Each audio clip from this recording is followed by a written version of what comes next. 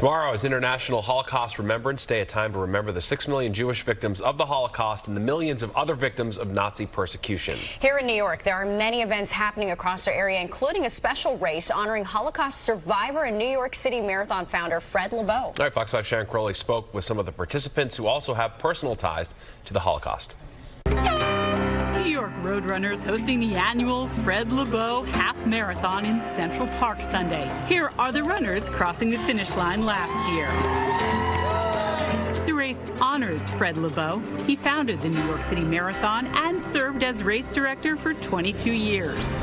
This year, the race also falls on the same weekend as Holocaust Remembrance Day, which is on Saturday. It's all the more meaningful because Lebow, who died of brain cancer in 1994, was a Holocaust survivor.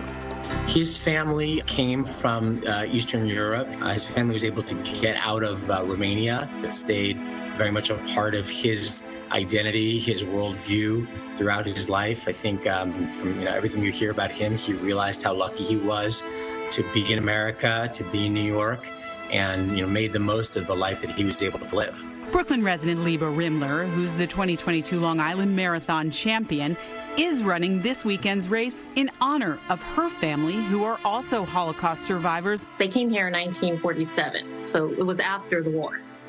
They met because my grandfather heard tell that my grandmother made false passports and he needed one. She thinks the Holocaust Remembrance Day is more important now than ever.